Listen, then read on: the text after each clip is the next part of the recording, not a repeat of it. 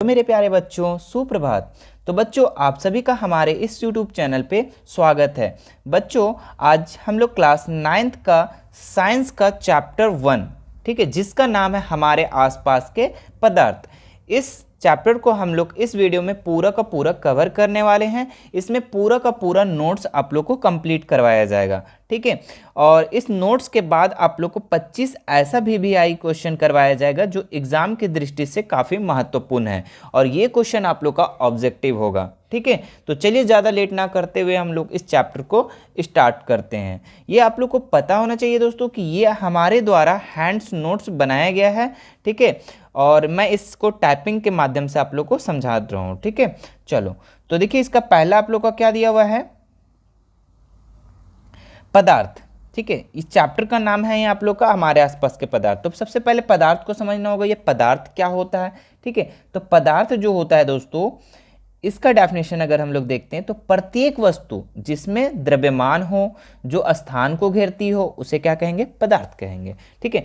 मतलब कि कोई भी वस्तु ले लो, ठीक है, दुनिया का कोई भी वस्तु ले लो जो कि क्या है, जिसका कोई ना कोई द्रव्यमान हो और जो साथ साथ में क्या हो, स्थान भी घेरती हो, यानी कि वो जगह भी लेता हो, तो उसको हम लोग क्या बोलेंगे, पदार्थ। ये द्रव्यमान क्या होता है, द्रव्यमान मतलब होता है दोस्तों कि इसमें कितने परमाणु हैं, ठीक है। देखो द्रव्यमान और वजन में काफ़ी अंतर होता है, ठीक है। तो हम यहाँ पे द्रव्यमान का बात कर रहे हैं, ठीक है। द्रव्यमान जो होता है, कोई भी प्लेस ले लो, कोई भी जगह चले जाओ, लेकिन द्रव्यमान सेम रहेगा, लेकिन वजन में चेंजेस आ जाता है, ठीक है।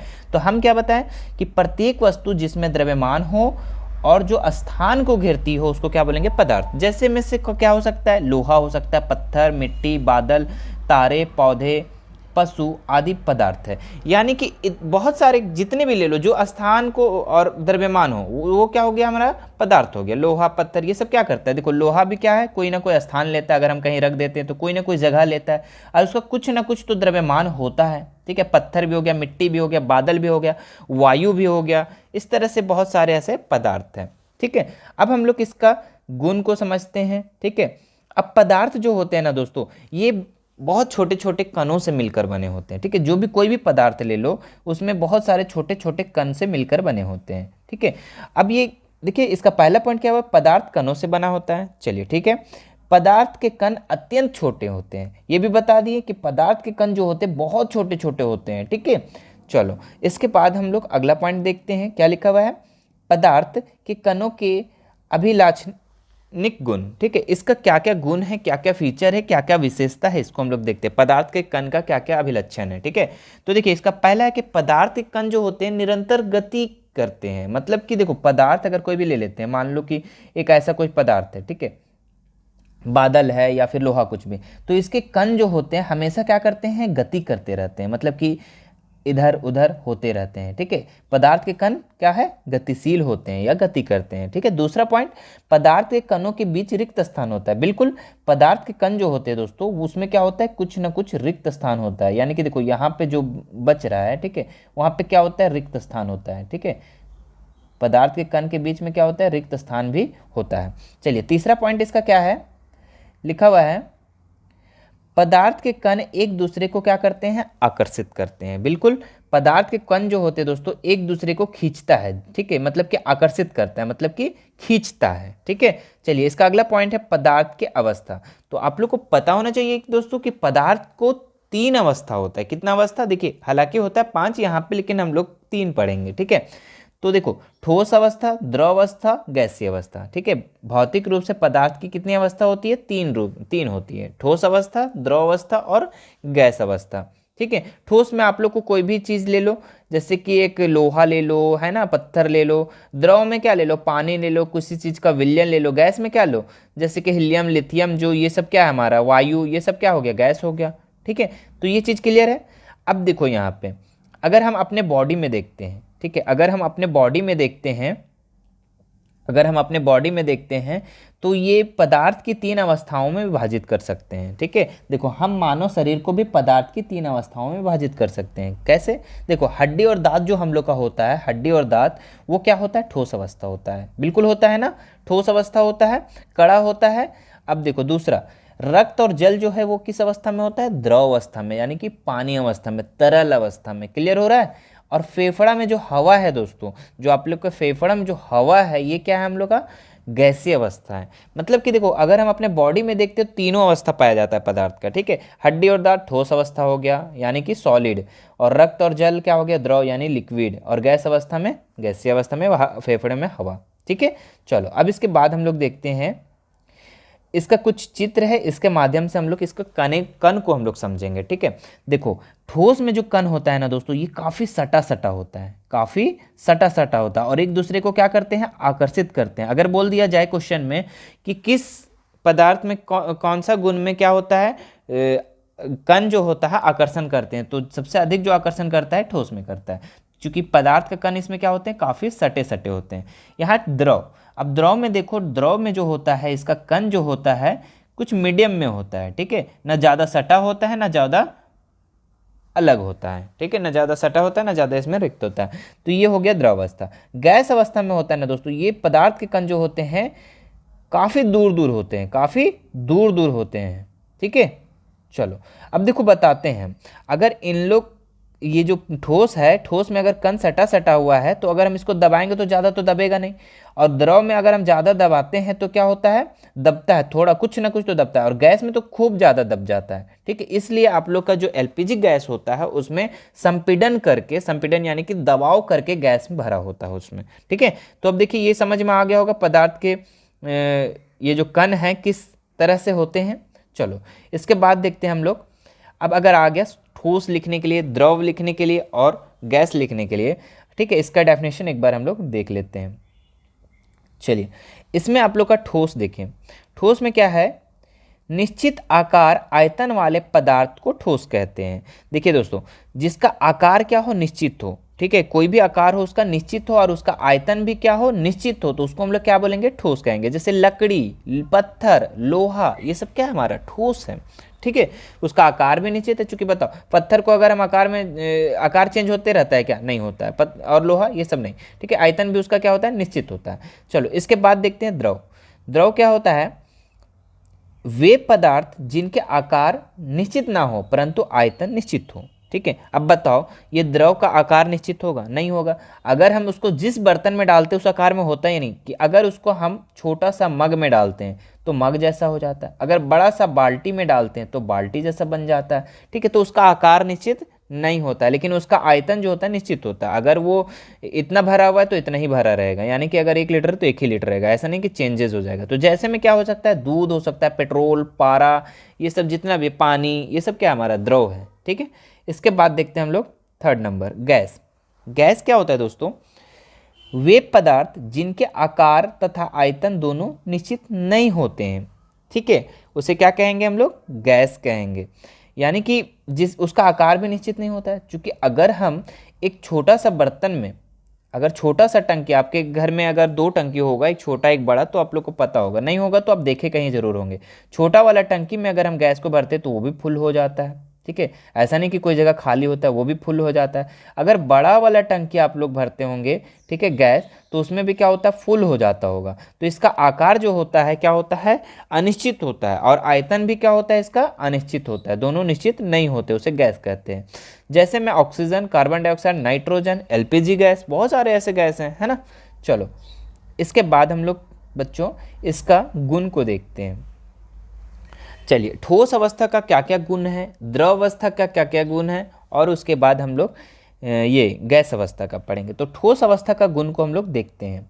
क्या लिखा हुआ है, एक निश्चित आकार होता है, बिल्कुल ठोस अवस्था में जो होता है उसका आकार एकदम बिल्कुल निश्चित होता है, ठीक है। जैसे एक ठोस ले लो, लोहा का टुकड़ा, तो ये क्या है, इसका आकार जो होगा निश्चित होगा। दूसरी बात, ठोस अवस्था में स्पष्ट सीमाएं होती है, बिल्कुल इसकी जो साइड एरिया होती है वो स्पष्ट होती है, ऐसा नहीं कि कुछ छुपा हुआ है इसमें।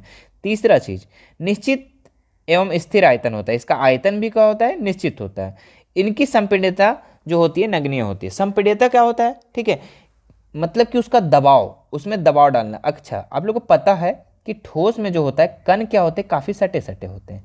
अब बताओ इसको हम अगर दबाएंगे तो दबेगा नहीं, मतलब इसको ठोस को हम लोग संपीड़न नहीं कर सकते हैं, मतलब दबा के इसको छोटा नहीं कर सकते हैं, ठीक है। तो इसको हम लोग क्या बोलेंगे, इनकी संपीड्यता जो होती है नगण्य होती है, मतलब नहीं होती, इसको हम लोग दबा के छोटा नहीं कर सकते हैं। चलो, ये दृढ़ होते हैं, दृढ़ मतलब मजबूत होते हैं, क्लियर। चलो इसके बाद द्रव अवस्था को देखते हैं हम लोग। द्रव अवस्था में क्या क्या गुण होते हैं? तो द्रव जो होते हैं तरल होते हैं और उसमें बहाव होता है, बिल्कुल होता है। दूसरी बात, द्रव में कोई स्थिर आकार नहीं होता है। हम पहले बता चुके हैं कि द्रव जो होता है, पानी जैसे हम ले लो तो पानी का कोई आकार होता है क्या? बताओ। अगर उसको हम जग में डालते हैं तो जग हो जाता है ना। अगर बड़ा टंकी में डालो तो बड़ा जैसा बन जाता है ना, तो उसका आकार निश्चित होता है। वे बर्तन का आकार ले लेते हैं, जिस बर्तन में डालो उस बर्तन में चला जाएगा। ठीक है। तीसरा पॉइंट है, द्रव का निश्चित आयतन होता है। ठीक है, तो द्रव का जो आयतन निश्चित होता है, हम बताएं कि 1 लीटर है तो 1 लीटर रहेगा। ठीक है, चलो इसके बाद देखते हैं इसका चौथा पॉइंट क्या लिखा हुआ है। द्रव में बहुत कम संपीड़न होता है। बिल्कुल, देखो यहाँ पे अगर मान लो ये द्रव है, ठीक है, द्रव है। अब द्रव जो है इसका जो ये कण होते हैं कुछ हद तक क्या होता है, दूर दूर होता है और कुछ कुछ सटा होता है। तो इसको हम संपीड़न कुछ ना कुछ कर सकते हैं, उतना नहीं लेकिन कम संपीड़न होता है। ठोस में तो जरा सा भी हम दबा नहीं सकते, लेकिन द्रव में दबा कर हम उसको छोटा कर सकते हैं। ठीक है, तो इसमें संपीड़न होता है। चलिए इसके बाद हम लोग देखते हैं गैसीय अवस्था इसका। तो गैसीय अवस्था हम लोग देखते हैं इसका क्या है। गैस में बहाव होता है। क्या होता है? गैस में बहाव होता है, ये चीज़ पता है। दूसरी बात, गैस में संपीड़न अधिक होती है ना, क्योंकि इसके कण जो होते हैं काफ़ी दूर दूर होते हैं, और दूर दूर होगा तो इसमें क्या होगा, संपीड़न होगा, यानी इसमें दबाकर हम इसको छोटा कर सकते हैं। जैसे कि आप बड़े टंकी में भी डाल सकते हो उसको, छोटा टंकी में भी डाल सकते हैं। और आप लोग को पता होना चाहिए गैस को अगर हम संपीड़न करते हैं तो वो द्रव अवस्था में हो जाता है, यानी उसको कंप्रेस करते हैं, दबाते हैं तो वो द्रव अवस्था में हो जाता है। तीसरा पॉइंट, गैसों में कोई निश्चित सीमाएं नहीं होती। बिल्कुल, अगर हम गैस को अगर हम खोल देते हैं तो उसका कोई सीमा है? बताइए। आपका पूरा घर में फैल जाता होगा, ये चीज़ पता है ना, पूरा घर में फैल जाता होगा, है ना। तो इसका कोई आकार निश्चित नहीं होता। चौथा इसका पॉइंट देख लो, गैसों में कोई निश्चित आयतन भी नहीं होता। इसका आयतन भी क्या होता है, निश्चित नहीं होता है। तो ये हो गया हम लोग का इस ठोस, द्रव और गैस का गुण हो गया। बच्चों इसको आप लोग नोट्स करते जाओ, ठीक है, क्योंकि आप नोट्स करेंगे तो आप लोग को पढ़ने में मज़ा आएगा। ठीक है, चलो इसके बाद देखते हैं हम लोग पदार्थ की अवस्थाओं में परिवर्तन। तो पदार्थ के अवस्था में परिवर्तन कैसे होता है, जैसे कि आप लोग को पता होना चाहिए, एक जल जो है ना, जल जो होता है तीनों अवस्था में पाया जाता है। जल जो एक ऐसा पदार्थ है जो तीनों अवस्था में जाता है, ठोस में भी पाया जाता है, ठोस भी होता है और द्रव भी होता है और गैस भी होता है। ठीक है, तो तीनों अवस्था में ये जल पाया जाता है। ठीक है, देखो यहाँ पे लिखा हुआ है, पानी पदार्थ की तीनों अवस्था में मिलता है। बिल्कुल, देखो ठोस जो होता है वो किस में होता है, बर्फ में होता है। पानी जो होता है वो द्रव में होता है ना। और गैस जो होता है किस में होता है, वाष्प में होता है। ठीक है, तो तीनों होता है कि नहीं होता है, बिल्कुल होता है। चलो इसके बाद देखते हैं आगे। चलिए, गर्म करने पर बर्फ पानी में परिवर्तित हो जाती है और पानी वाष्प में परिवर्तित हो जाती है। बिल्कुल, है ना। अगर हम बर्फ को अगर गर्म करते हैं तो वो किस में हो जाएगा, पानी में, है ना। बर्फ को अगर हम गर्म करेंगे तो किस में हो जाएगा, पानी में। और फिर पानी को और ज़्यादा गर्म करेंगे तो किस में हो जाएगा, वाष्प में हो जाएगा। ठीक है, और फिर वाष्प ठंडा होकर फिर किस में आ जाएगा, पानी में आ जाएगा। मतलब ये चक्र होते रहता है। ठीक है, चलो इसके बाद देखते हैं तापमान में परिवर्तन। चलो, तो सबसे पहला आता है गलनांक। ठीक है, मेल्टिंग पॉइंट। ठीक है, इसका पहला पॉइंट अगर हम लोग देखते हैं तो देखिए, जिस तापमान पर वायुमंडलीय दाब पर कोई ठोस पिघल कर द्रव बनता है वह इसका गलनांक कहलाता है। मतलब देखो यहाँ पे कोई भी अगर ठोस पिघल कर द्रव में बन जाता है, यानी मान लो ठोस है, ये ठोस है और ये किस में बदल गया, द्रव में बदल गया। तो जिस तापमान पर, मान लो कि 25 डिग्री सेल्सियस पर, है ना, 0 डिग्री सेल्सियस पर, ठीक है, तो ये ठोस जो है आप लोग का द्रव अवस्था में जब जिस तापमान पर चेंज हो जाएगा उसी को क्या कहते हैं, इसका गलनांक कहते हैं। क्लियर हो गया, जिस तापमान पर। ठीक है, चलो इसके बाद देखते हैं इसका दूसरा क्या लिखा हुआ है। बर्फ का गलनांक जो होता है 273.16 केल्विन होता है। सुविधा के लिए हम इसे 0 डिग्री सेल्सियस अर्थात 273 केल्विन लेते हैं। देखिए इसका मतलब समझिए, बर्फ का जो गलनांक होता है ना 273 केल्विन होता है, 273.16 होता है, लेकिन हम लोग लेते हैं 273 लेते हैं। ठीक है, और 273 और 0 डिग्री सेल्सियस जो होता है बराबर होता है। ठीक है, 0 डिग्री सेल्सियस और 273 केल्विन जो होता है बराबर होता है। ठीक है, ये चीज़ पता होना चाहिए, ये दोनों क्या होता है, आपस में बराबर होता है। तो अगर बात करें बर्फ का गलनांक तो 0 डिग्री सेल्सियस से स्टार्ट हो जाता है, यानी कि 273 केल्विन से स्टार्ट हो जाता है। चलो इसके बाद आते हैं क्वथनांक, बॉइलिंग पॉइंट। ठीक है, तो क्वथनांक में आप लोग को देखना है, वायुमंडलीय दाब पर वह तापमान जिस पर द्रव उबलने लगता है इसका क्वथनांक कहलाता है। ठीक है, मतलब जिस तापमान पर द्रव क्या होता है, उबलने लगता है, यानी कि 100 डिग्री सेल्सियस पर क्या होता है, द्रव उबलने लगता है, तो उसको हम लोग क्या बोलेंगे, उस तापमान पर हम लोग क्या बोलेंगे, उसका क्वथनांक है उतना। ठीक है, अगर हम बात करें जल का क्वथनांक तो आप लोग का 100 डिग्री सेल्सियस है, और अगर हम केल्विन में देखें 100 डिग्री सेल्सियस आप लोग का सेल्सियस में है। ठीक है, अगर हम केल्विन में देखें तो ये 273 तो 0 के बराबर है। चलो इसको हम समझाते हैं, 0 डिग्री सेल्सियस यानी कि 273, और हम क्या बताएं कि जल का क्वथनांक जो है 100 डिग्री सेल्सियस। तो अगर हम इधर प्लस करते हैं 100 तो इधर भी आपको प्लस करना होगा 100, तो कितना हो जाएगा 373 केल्विन। इसका मतलब क्या हुआ कि जल का क्वथनांक 373 केल्विन है या फिर 100 डिग्री सेल्सियस है। सेल्सियस में बोले तो 100 डिग्री सेल्सियस और केल्विन में बोले तो 373 केल्विन। ठीक है, चलो इसके बाद हम लोग देखते हैं अगला पॉइंट। चलिए बच्चों, अब देखो इसका संगलन की गुप्त ऊष्मा। संगलन की गुप्त ऊष्मा क्या होती है? ठीक है, वायुमंडलीय दाब पर 1 केजी ठोस उसके गलनांक पर द्रव में बदलने के लिए जितनी ऊष्मा की ऊर्जा आवश्यकता होती है उसे क्या बोलते हैं? संगलन की गुप्त ऊष्मा कहते हैं। ठीक है, तो यहाँ पे कहने का मतलब है दोस्तों कि 1 केजी ठोस उसके गलनांक पर द्रव अवस्था में बदलने के लिए जितनी ऊष्मा की ऊर्जा की आवश्यकता होती है। ठीक है, यानी 1 केजी अगर हम ठोस लेते हैं, कोई भी ठोस ले लेते हैं, इसमें जितनी ऊर्जा लगेगी, ठीक है, द्रव में गलनांक में द्रव में बदलने की जितनी ऊष्मा लगेगी, जितनी ऊर्जा लगेगी, एनर्जी लगेगी, उसको हम लोग क्या बोलेंगे? उसकी संगलन की गुप्त ऊष्मा कहेंगे। ठीक है, तो ये चीज़ क्लियर हो गया। अब इसके बाद देखिए, तापमान या दाब में परिवर्तन से पदार्थ के अवस्था में परिवर्तन। ठीक है, चलो तापमान या दाब में परिवर्तन से पदार्थ की अवस्था में कैसे परिवर्तन होता है हम लोग अब जानेंगे। ठीक है, तो सबसे पहला होता है ऊर्ध्वपातन। ऊर्ध्वपातन क्या है? कुछ ऐसे पदार्थ जो द्रव अवस्था में परिवर्तित हुए बिना ठोस अवस्था में से सीधे गैस अवस्था में और वापस ठोस में बदल जाते हैं, इस प्रक्रिया को ऊर्ध्वपातन कहते हैं। ठीक है, जैसे कि आप मान लीजिए कोई ठोस है, अब बताओ ठोस से आता क्या है? द्रव बनता है, लेकिन ठोस से क्या है? डायरेक्ट गैस चेंज हो जा रहा है। ठीक है, यानी कि ठोस है कोई चीज़, यानी कि कोई ठोस है और वो किस में डायरेक्ट चेंज हो जाता है? गैस में चेंज हो जाता है, और फिर गैस जो है वो फिर ठोस में चेंज हो जाता है। इस प्रकार की प्रक्रिया को हम लोग क्या कहते हैं? ऊर्ध्वपातन कहते हैं। जैसे कि एक एग्जाम्पल लेते हैं कि ठोस आपका एक कपूर का गोली है। ठीक है, और कपूर जो है आप अगर रख देते हैं तो पता चलता है कि वो थोड़े देर में क्या हो जाता है? उड़ जाता है। वो थोड़े देर में क्या हो जाता है? एकदम उड़ जाता है, गायब हो जाता है। तो क्यों? जादू है क्या? कोई जादू नहीं है। क्या है? वो ठोस से डायरेक्ट गैस में चेंज हो गया, और इस प्रक्रिया को हम लोग क्या कहते हैं? ऊर्ध्वपातन कहते हैं। ठीक है, चलो इसके बाद हम लोग देखते हैं, आप लोग इसको टॉयलेट की जगह में, बाथरूम में आप लोग लगाते होंगे एक चीज़। ठीक है, उसका क्या नाम है? ओडोनिल। ठीक है, तो ओडोनिल जो होता है वो आप रखते होंगे बाथरूम में। ठीक है, और वो अचानक सा गायब हो जाता है। तो क्यों? क्योंकि वो क्या हो रहा है कि ठोस से डायरेक्ट किस में चेंज हो जा रहा है? गैस में चेंज हो जा रहा है। ठीक है, तो उसको हम लोग क्या कहेंगे? ऊर्ध्वपातन कहेंगे। ठीक है, इससे एग्जाम्पल अच्छा हो ही नहीं सकता। चलो इसके बाद देखते हैं हम लोग वाष्पीकरण। ये वाष्पीकरण क्या होता है? एक ऐसी सतह प्रक्रिया जिसमें द्रव पदार्थ में सतह के कण क्वथनांक से नीचे किसी भी तापमान पर वाष्प में बदलने लगते हैं, ऐसी प्रक्रिया को वाष्पीकरण कहते हैं। मतलब कि क्वथनांक से नीचे तापमान पर, क्वथनांक कब होता है? 100 डिग्री सेल्सियस पर, 100 डिग्री सेल्सियस पर होता है। उससे कम तापमान पर, मतलब मान लो 90-80, इस तापमान पर वो क्या है? धीरे धीरे जो जल है वो किस में बदलने लगता है? वाष्प में बदलने लगता है, और इसी प्रक्रिया को हम लोग क्या कहते हैं? वाष्पीकरण कहते हैं। ठीक है, चलो इसके बाद देखते हैं हम लोग संघनन क्या होता है। संघनन, संगलन, जमना, तीनों को देखते हैं। वाष्प ठंडा कर, मतलब कि भाप को ठंडा कर।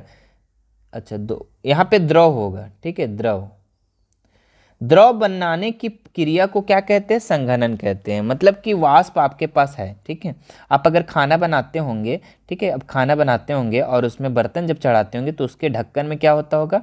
पानी जैसा हो जाता है। क्यों? क्योंकि वो क्या हो रहा है? पहले वाष्प बन रहा है और वाष्प आपके ये बर्तन में ऊपर में सट रहा है और वो धीरे वो कैसा हो गया, बूंद बूंद सा उसमें लटक गया।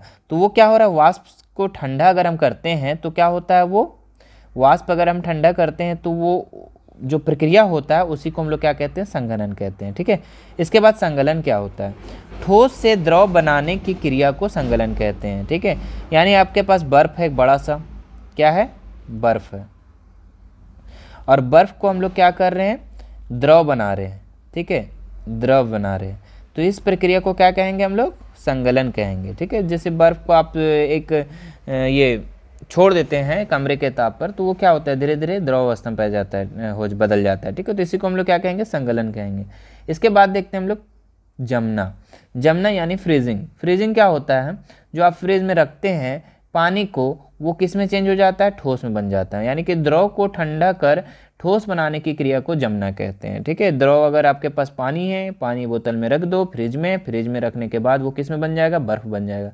और ये क्या हो रहा है, द्रव से किस में चेंज हो जा रहा है, द्रव से ठोस में चेंज हो जा रहा है। इसी को क्या कहेंगे हम लोग, जमना कहेंगे, फ्रीजिंग कहेंगे। क्लियर। चलो इसके बाद देखते हैं हम लोग शुष्क बर्फ क्या होता है, ड्राइस। ठीक है, अब इसमें देखेंगे ठोस कार्बन डाइऑक्साइड को क्या कहा जाता है, शुष्क बर्फ भी कहा जाता है। ठोस कार्बन डाइऑक्साइड को क्या बोलते हैं, शुष्क बर्फ भी कहा जाता है। ठीक है, याद रखिएगा। चलिए इसके बाद देखते हैं हम लोग दाब परिवर्तन का प्रभाव। ठीक है, तो दाब परिवर्तन का क्या प्रभाव है, इसको हम लोग पढ़ते हैं। सबसे पहले यदि हम तापमान घटाने पर सिलेंडर में गैस लेकर उसे संपीड़न करें तो कणों के बीच की दूरी कम हो जाएगी और गैस जो है द्रव में बदल जाएगी। ठीक है, जो आपके घर में जो होता है दोस्तों, LPG gas, liquid petroleum gas. ठीक है, जो गैस होता है उसमें जो होता है, जो गैस होता है वो क्या किया जाता है, संपीड़न किया जाता है, दबा कर कंप्रेस कर इसमें डाला जाता है। ठीक है, जो गैस है उसमें संपीड़न करके गैस डाला जाता है, और जब इसके जो गैस के कण जो होते हैं काफ़ी दूर दूर होते हैं, और धीरे धीरे इधर से जब इसको बार बार डाला जाता है तो इसके कण क्या होते हैं, काफ़ी नज़दीक हो जाते हैं, और नज़दीक होने के बाद किस में बदल जाता है, ये द्रव अवस्था में बदल जाता है।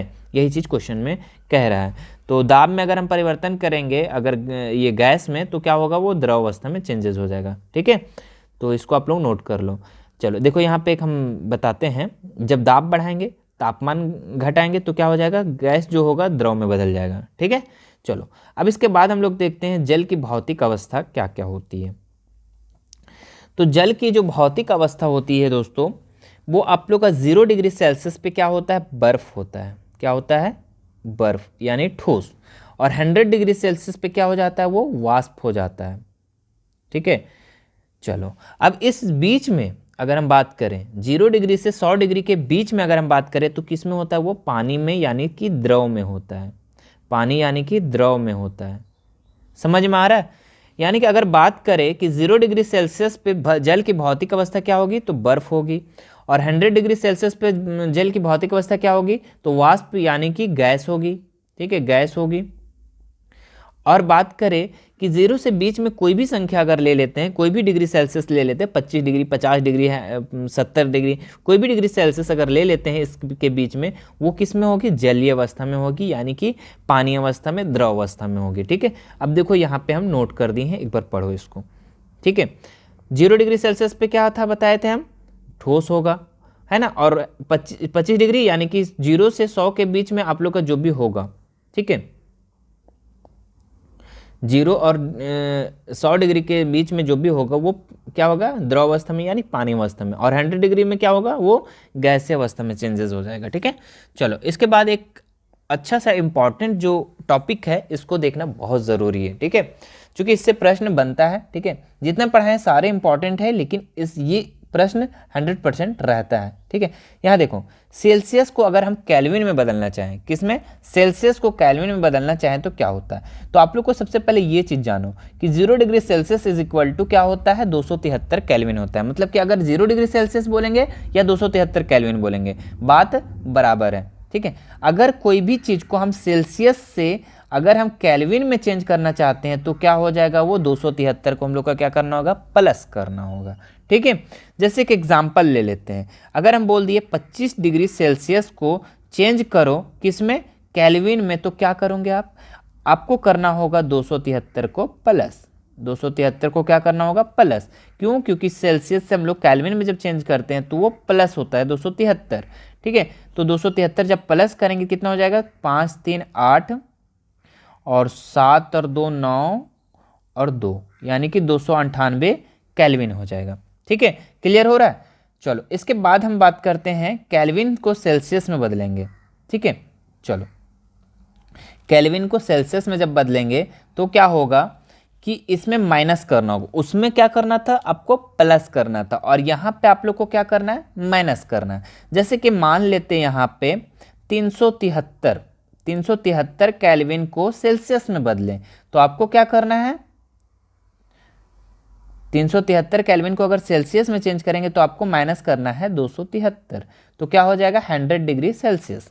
समझ में आ रहा बात, ठीक है। अब देखो इसको थोड़ा सा हम याद कराने का एक ट्रिक बताते हैं, ठीक है। हमको दो चीज़ बोला है, एक बोला है कि सेल्सियस को केल्विन में बदल लें और केल्विन को सेल्सियस में बदल लें।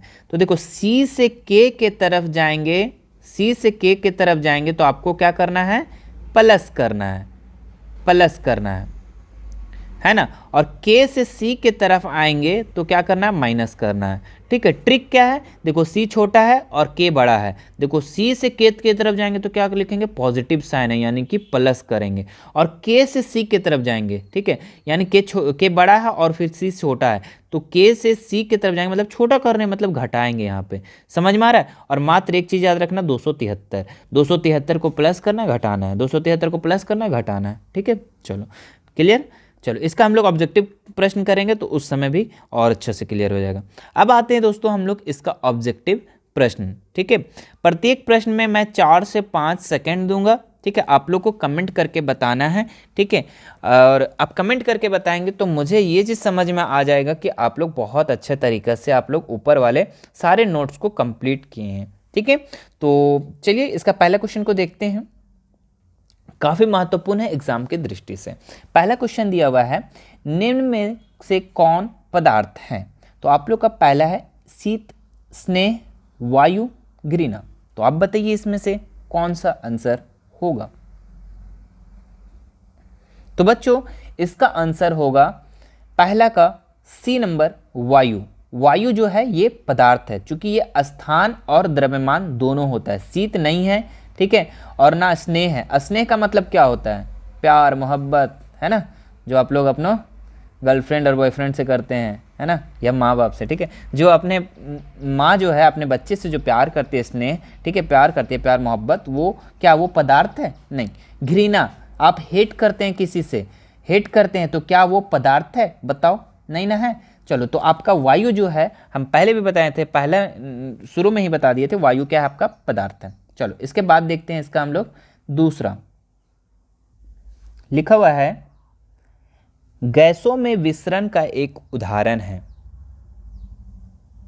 तो इसका ऑप्शन है इत्र के सुगंध का हवा में फैलना, स्याही का पूरे पानी में फैलना, कॉपर सल्फेट के क्रिस्टलीकरण को पानी में डालना, इनमें से कोई नहीं, ठीक है।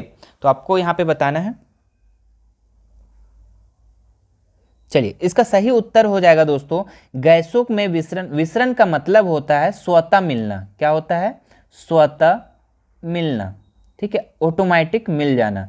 जैसे कि आप लोग अगर बात करते हैं इत्र का सुगंध, क्या हम लोग बैठ के मिलाते हैं, नहीं मिलाते हैं, खुद मिल जाता है। तो गैसों में विसरण का एक उदाहरण क्या है आप लोग का, इत्र के सुगंध में, सुगंध हवा में फैलना, ये ऑटोमेटिक आप लोग का मिल जाता है। इत्र का जो सुगंध होता है, आप इत्र लगाते हैं, परफ्यूम लगाते हैं, वो हवा में ऑटोमेटिक मिल जाता है। इसको हम लोग क्या बोलेंगे, गैसों का विसरण। अच्छा, अगर बात करता कि द्रव में अगर बात करता विसरण तो कौन सा होता, स्याही का पूरे पानी में फैलना।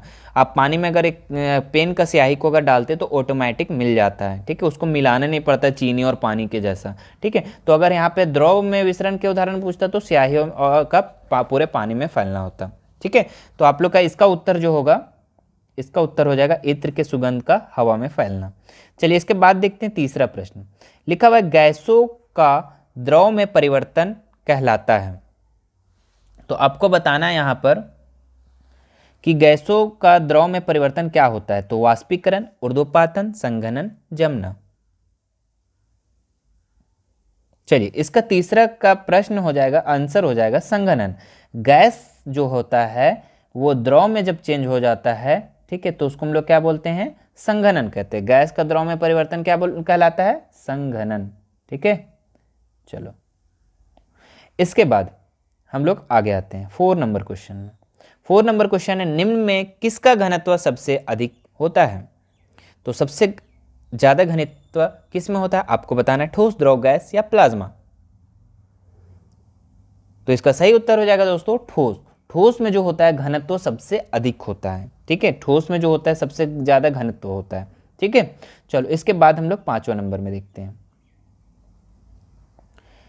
निम्न में से किसमें कणों की अधिकतम गति होती है? तो आप लोग को बता दिए अधिकतम गति किसमें होती है, ठोस, द्रव या गैस। तो आप लोग को बताना है। तो बच्चों इसका सही उत्तर हो जाएगा गैस। ठीक है, इसका सही उत्तर हो जाएगा गैस। गैस में जो होता है कणों की जो गति होती है अधिकतम होती है, क्योंकि ये कण जो होते हैं काफ़ी दूर दूर होते हैं और ये काफ़ी गति करते हैं। ठीक है, चलो इसके बाद देखते हैं हम लोग अगला 6 नंबर क्वेश्चन। क्या लिखा हुआ है? गर्म भोजन या इत्र की गंध दूर तक किस कारण से फैल जाती है? विसरण, संगलन, वाष्पन, द्रवण। अभी मैं जस्ट बताया हूं। ठीक है, 2nd नंबर क्वेश्चन में इसका आंसर बता दिया था। ठीक है, किस कारण से फैलती है?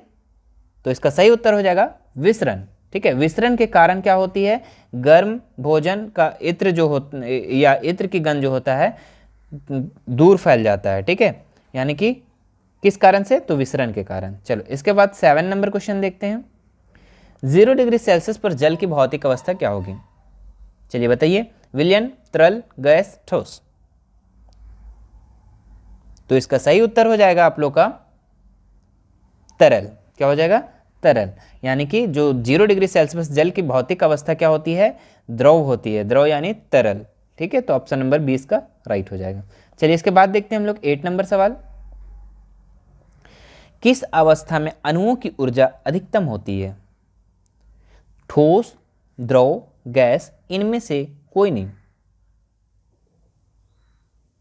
तो बच्चों इसका सही उत्तर हो जाएगा ऑप्शन नंबर सी। गैस में जो होती है अणुओं की ऊर्जा क्या होती है? अधिकतम होती है। ठीक है, अणुओं की ऊर्जा सबसे ज्यादा किस में होती है? गैस में होती है। और कम किस में होगी? ठोस में होगी। ठीक है, चलो इसके बाद नेक्स्ट क्वेश्चन देखते हैं हम लोग, किस अवस्था में अणुओं की ऊर्जा सबसे कम होती है? ठोस, द्रव, गैस। अभी जस्ट मैं बताया, क्या होगा इसका सही उत्तर? तो ठोस। ठीक है, इसका उत्तर क्या हो जाएगा? ठोस। ठोस में अणुओं की ऊर्जा क्या होती है? कम होती है। चलो इसके बाद हम लोग 10 नंबर सवाल देखते हैं, पदार्थ की किस अवस्था में कणों का आकर्षण बल अधिक होता है? ठीक है, ठोस, द्रव, गैस या इनमें से कोई नहीं। तो आप लोग को इसका सही उत्तर बताना है। तो बच्चों इसका सही उत्तर हो जाएगा ठोस। ठोस में जो होता है इसका आकर्षण बल अधिक होता है, क्योंकि इसके कण क्या होते हैं? काफी नजदीक होते हैं, और नजदीक होते हैं तो इसका आकर्षण बल क्या होता है? काफी ज्यादा होता है। ठीक है, अधिक होता है। चलो इसके बाद बताते हैं हम लोग अगला 11 नंबर सवाल, जल का क्वथनांक कितना होता है? तो क्वथनांक मतलब क्या होता है? जिस तापमान पर जल उबलने लगता है उसी को तो बोलते हैं क्वथनांक। तो बताइए किस तापमान पर जल उबलने लगता है? 0 डिग्री सेल्सियस या फिर 100 degree Celsius, 273 degree Celsius, 373 degree Celsius. तो इसका सही उत्तर हो जाएगा 373। अच्छा यहाँ पे सेल्सियस नहीं है, केल्विन होगा। ठीक है, इसका उत्तर आप लोग का बी भी होगा और क्या हो जाएगा? डी भी होगा। ठीक है, चूंकि ये सेल्सियस में है और ये आप लोग का केल्विन में है। ठीक है, तो ये आपका इसका उत्तर सही हो जाएगा कौन सा? 373 केल्विन। चूंकि आप लोग को पता है 100 degree Celsius is equal to 373 degree kelvin, 373 kelvin ये बराबर होता है। तो आप लोग को ऑप्शन बी इसमें आंसर जो हो जाएगा जल का क्वथनांक वो बी भी हो जाएगा और डी भी हो जाएगा। ठीक है, चलो इसके बाद देखते हैं बर्फ का गलनांक कितना होता है। तो ऑप्शन है 0 डिग्री सेल्सियस, 273 डिग्री सेल्सियस और 0 डिग्री सेल्सियस या 273 केल्विन या 373 केल्विन। तो इसका सही उत्तर हो जाएगा दोस्तों सी, ऑप्शन सी, 0 डिग्री सेल्सियस या 273 केल्विन। ठीक है, बर्फ का गलनांक होता है 0 डिग्री सेल्सियस और 0 डिग्री सेल्सियस और 273 क्या होता है, बराबर होता है 273 केल्विन। तो हम लोग इसको लिख सकते हैं ऑप्शन नंबर सी। चलिए इसके बाद 13 नंबर सवाल देखते हैं हम लोग। शरबत बनाते समय पानी में चीनी मिलाने पर चीनी पानी में मिल जाता है, यह पदार्थ के कणों के किस गुण को दर्शाता है? तो ऑप्शन है पदार्थ के कणों के बीच रिक्त स्थान होता है, पदार्थ गतिशील होते हैं, पदार्थ के कण एक दूसरे को आकर्षित करते हैं, उपरोक्त सभी। तो इसका सही उत्तर हो जाएगा दोस्तों उपरोक्त सभी। ठीक है, शरबत बनाते समय अगर हम चीनी और पानी को मिलाते हैं तो किन कारण से होता है? तो चूंकि पदार्थ के कण जो होते हैं उसके बीच रिक्त स्थान होता है, पदार्थ गतिशील भी होते हैं कण उसके, और पदार्थ के कण एक दूसरे को क्या करते हैं, आकर्षित करते हैं। तो इसका option number C, D right हो जाएगा। ठीक है, चलो इसके बाद हम लोग देखते हैं 14 नंबर। क्या लिखा हुआ है? दो विभिन्न पदार्थों के कणों का स्वतः मिलना क्या कहलाता है? इसका दो क्वेश्चन हो गया। ठीक है, जब स्वतः मिल जाता है तो उसको हम लोग क्या कहते हैं, बताइए? विसरण, वाष्पीकरण, घुलना या संपीडिता? तो ऑप्शन नंबर इसका राइट हो जाएगा। चलो इसके बाद हम लोग देखते हैं 15 नंबर सवाल। आप लोग को यहाँ पे दिख रहा होगा एक चित्र। ठीक है, अब इस चित्र में आप लोग को बताना है कि दिए गए चित्र में पदार्थ की किस अवस्था में कणों को दिखाया गया है। तो आपको बताना है ठोस, द्रव, गैस या इनमें से कोई नहीं। तो आप लोग को बताना है यहाँ पे।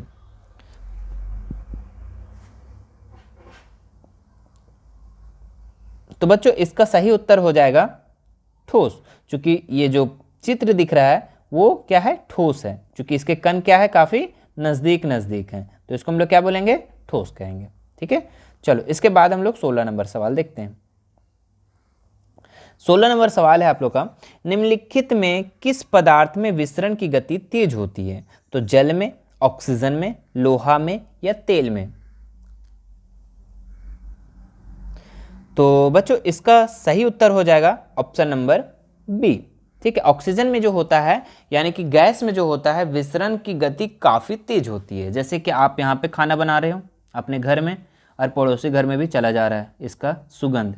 ठीक है, तो क्योंकि इसका जो विसरण जो होता है काफ़ी तेज होता है। तो ऑप्शन नंबर बी इसका राइट हो जाएगा। चलो इसके बाद हम लोग देखते हैं 17 नंबर सवाल। 1 kg ठोस को उसके गलनांक पर द्रव में बदलने के लिए जितनी उसमें ऊर्जा की आवश्यकता होती है उसे क्या कहते हैं? तो ऑप्शन है क्वथनांक, गलनांक, संगलन की गुप्त ऊष्मा, वाष्पन की गुप्त ऊष्मा। तो बच्चों इसका राइट आंसर हो जाएगा ऑप्शन नंबर सी, संगलन की गुप्त ऊष्मा। ठीक है, 1 kg ठोस को उसके गलनांक पर द्रव में बदलने की जितने ऊर्जा की आवश्यकता होती है इसको क्या बोलते हैं हम लोग, संगलन की गुप्त ऊष्मा। ठीक है, डेफिनेशन में हम करवा दिए हैं ये। चलो इसके बाद हम लोग 18 नंबर देखते हैं।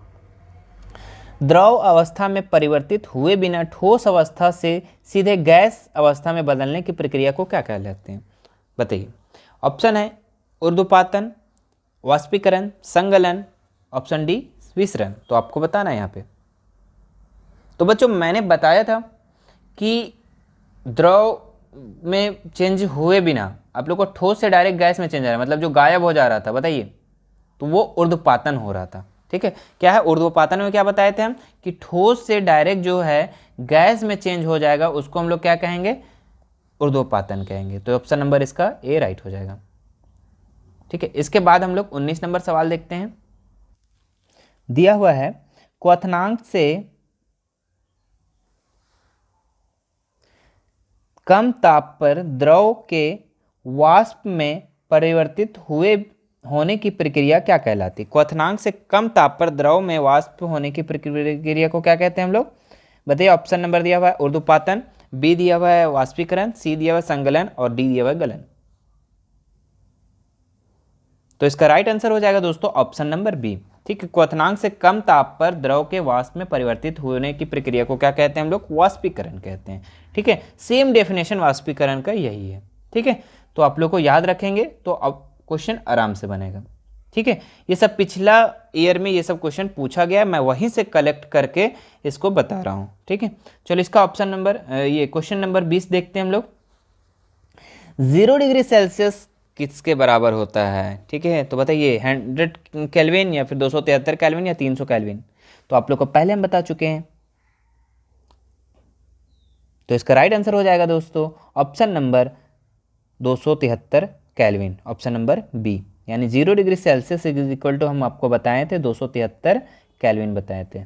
ठीक है, चलो इसके बाद हम लोग 21 नंबर सवाल देखते हैं। बर्फ का एक टुकड़ा जल की सतह पर तैरते रहता है, तो ऑप्शन है इसका ए, यह जल से भारी होता है, बर्फ जल से हल्का होता है, सी है बर्फ और जल का घनत्व समान होता है, इनमें से कोई नहीं। तो इसका राइट आंसर हो जाएगा दोस्तों ऑप्शन नंबर बी, बर्फ जो होता है जल से क्या होता है, हल्का होता है। ठीक है, चलो इसके बाद देखते हैं हम लोग 22 नंबर सवाल। गर्म करने पर गैस का आयतन क्या होता है?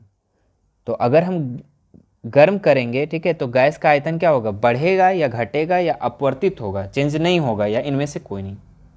तो इसका राइट आंसर हो जाएगा दोस्तों ऑप्शन नंबर ए, यानी कि गर्म करेंगे हम कोई भी गैस को तो उसका आयतन क्या होता है, बढ़ता है। ठीक है, चलो इसके बाद 23 नंबर सवाल देखते हैं हम लोग। लिखा हुआ है निम्नलिखित में द्रव में कौन अनिश्चित होता है? तो घनत्व, आयतन, आकार या द्रव्यमान। तो इसका राइट आंसर हो जाएगा दोस्तों आकार। आकार जो होता है अनिश्चित होता है। ठीक है, आकार जो होता है क्या होता है, अनिश्चित होता है। द्रव में जैसे कि द्रव है, पानी है, पानी का आकार बताइए, निश्चित होता है अनिश्चित? अनिश्चित होता है, क्योंकि उसको जो भी बर्तन में डालो वो बर्तन में का शेप ले लेता है। ठीक है, चलो इसके बाद हम लोग 24 नंबर सवाल देखते हैं। हाँ, 10 डिग्री सेल्सियस तापक्रम कितने के बराबर है? तो यहाँ पे ऑप्शन दिया हुआ है 163 केल्विन, 283 केल्विन, 10 केल्विन और 186 केल्विन। तो आपको जल्दी से इसका आंसर कीजिए।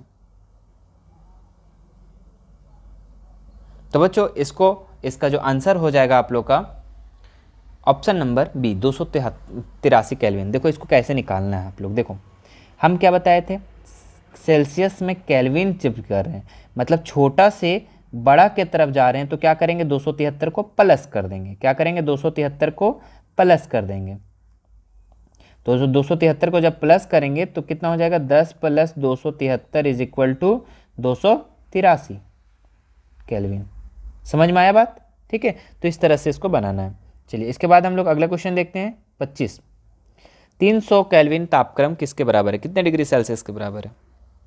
तो ध्यान दो आप लोग, 27 degree Celsius, 25 degree Celsius, 200 degree Celsius, 273 degree Celsius. तो बच्चों इसको चलो हम लोग बना के देखते हैं।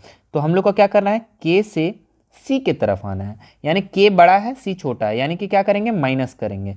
तो कितना माइनस करेंगे, मात्र 273। एक ही तो वर्ड ही याद रखना, एक ही संख्या याद रखना, 273। प्लस करो माइनस करो, प्लस करो माइनस करो। तो क्या करेंगे यहाँ पे 300 में हम क्या करेंगे 273 को लेस कर देंगे, चूंकि माइनस करना है। तो 273 जब लेस करेंगे तो आपका बचेगा 27 डिग्री सेल्सियस। ठीक है, तो इसका राइट आंसर हो जाएगा ऑप्शन नंबर ए। ठीक है, तो ये था दोस्तों आप लोग का पूरा 25 क्वेश्चन। ठीक है, उम्मीद करते हैं आपको ये पूरा क्वेश्चन भी समझ में आया होगा, पूरा नोट्स भी आप लोग का कंप्लीट हो गया होगा। ठीक है, आप लोग जरूर से ज़रूर कॉपी में ज़रूर नोट्स कर लीजिएगा। ठीक है, हमारे कॉपी में नोट्स किया हुआ था, मैं इसे टाइपिंग करके आप लोग को बताया हूँ। ठीक है, तो उम्मीद करते हैं बहुत अच्छा से आप लोग को ये सारा क्वेश्चन समझ में आ गए। मैं ये जो क्वेश्चन कलेक्ट किया हूँ ये आप लोग का प्रीवियस ईयर क्वेश्चन को कलेक्ट करके मैं आपको बताया हूँ। ठीक है, चलिए मिलते हैं हम लोग नेक्स्ट वीडियो में। धन्यवाद।